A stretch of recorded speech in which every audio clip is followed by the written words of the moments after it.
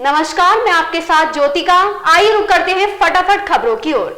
ICC ने बुधवार को विश्व कप के 20 ताजा वनडे रैंकिंग जारी की। भारत के ओपनर बल्लेबाज शुभमन गिल पहले स्थान पर पहुंचने के करीब है। वनडे बल्लेबाजी रैंकिंग में शीर्ष पर काबिज पाकिस्तान के कप्तान बाबर आजम की बढ़त घटकर केवल 6 रेटिंग अंक रह गए। शानदार फॉर्म में चल रहे शुभमन उनके करीब पहुंच गए। मौजूदा विश्व कप में 5 पारियों में 157 रन बनाने के बावजूद बाबर के रेटिंग अंक में गिरावट हुई है। दूसरी ओर गिल ने भारत के लिए सिर्फ 3 मैचों में 95 रन बनाए हैं। पुणे में बांग्लादेश के खिलाफ 53 रन की पारी के दम पर दाएं हाथ बल्लेबाज गिल के 823 रेटिंग अंक हो गए हैं।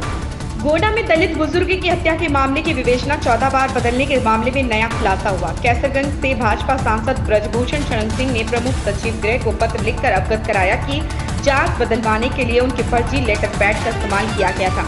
भाजपा सांसद ने प्रमुख सचिव को लिखे पत्र में कहा कि इस मामले की विवेचना स्थानांतरित करने के संबंध में वर्ष 2017 में मेरा एक फर्जी पत्र आपको प्रेषित किया गया। इस पत्र में मेरे हस्ताक्षर पूरी तरह से फर्जी हैं। किसी व्यक्ति द्वारा फोटो स्टेट कराकर मेरे हस्ताक्षर का दुरुपयोग किया गया है। कांग्रेस नेता राहुल गांधी ने जम्मू कश्मीर के पूर्व राज्यपाल सत्यपाल मलिक का इंटरव्यू लिया। इसका वीडियो उन्होंने अपने यूट्यूब अकाउंट पर पोस्ट किया। करीब आधे घंटे के इस इंटरव्यू में उन्होंने पुलवामा हमला, किसान आंदोलन, न्यूनतम समर्थन मूल्य, अनुच्छेद 370, जातिगत जनगणना, मणिपुर हिंसा समेत कई मुद्दों पर सवाल किए। बातचीत के दौरान मलिक ने यह भी कहा कि वह लिख कर देते हैं कि केंद्र में दोबारा मोदी सरकार सत्ता में नहीं आएगी। उत्तराखंड में आज बुधवार को दिन की शुरुआत चटक धूप के साथ हुई, लेकिन दोपहर बाद पहाड़ी इलाकों में मौसम ने करवट बदली। यमुनोत्री धाम समेत आसपास के इलाकों में तेज बारिश हुई। वहीं बड़कोट तहसील में आंधी तूफान आया। यमुनोत्री धाम के पुरोहित मनमोहन उनियाल ने बताया कि धाम में पहले आंधी तूफान आया, उसके बाद तेज बारिश के चलते श्रद्धालु जगह जगह रुके हुए हैं।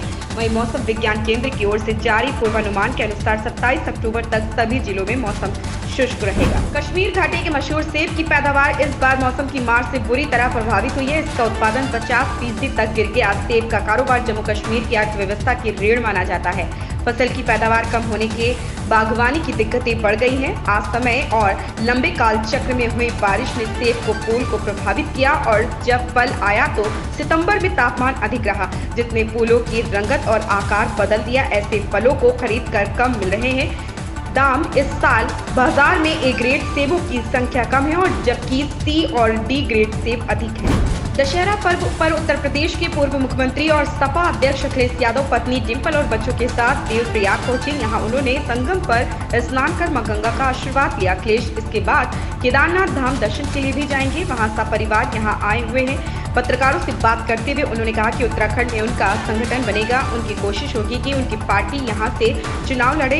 इंडिया गठबंधन मजबूत है। कांग्रेस और सपा में मतभेद नहीं है, सिर्फ दोनों के सोचने का तरीका अलग। आरआरटीएस रेल कॉरिडोर पर साहिबाबाद से दुहाई तक 17 किलोमीटर लंबे खंड पर नमो भारत ट्रेन का सफर शुरू होने के बाद अब दूसरे चरण का काम तेज हो गया है। 6 महीने में दुहाई से मेरठ साउथ तक इस ट्रेन को दौड़ाने की तैयारी की जा रही। द्वितीय चरण के इस खंड पर ट्रैक बिछाने के साथ साथ OHE लाइन बनाने का काम दिन रात किया जा रहा। अप्रैल 2024 तक साहिबाबाद से मेरठ साउथ स्टेशन तक नमो भारत ट्रेन पहुंच सकती है। अभिनेत्री कंगना रनौत ने इजराइल के राजदूत से मुलाकात की। अभिनेत्री नई दिल्ली में इजरायली दूतावास पहुंचकर राजदूत नाओर गिलोन से मिली और इस्लामिक आतंकवाद के खिलाफ इजराइल को अपना समर्थन दिया। इजराइल और हमास के बीच जारी युद्ध की चर्चा दुनिया भर में है।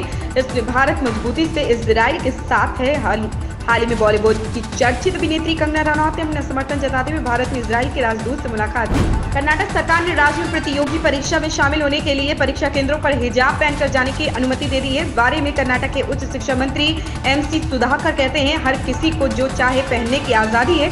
नीट लोगों को हिजाब पहनकर परीक्षा देने की अनुमति दे रहा है। जैन उत्तर से पूर्व मंत्री व विधायक पारस जैन की टिकट काटे जाने से वे पार्टी से पूरी तरह नाराज है। 2 दिनों पहले ही उन्होंने सोशल मीडिया पर पोस्ट के माध्यम से अपना दर्द बयां किया था। अब भाजपा कार्यालय के कार्यक्रम में शरीक नहीं हुए और इस पर प्रतिक्रिया बताते हुए कहा कि अगर दिल्ली में बैठे लोगों ने किसी की बात पर भरोसा कर मेरा टिकट काट दिया तो यही कहा जा सकता है कि उन लोगों में भी ज्यादा अकल नहीं।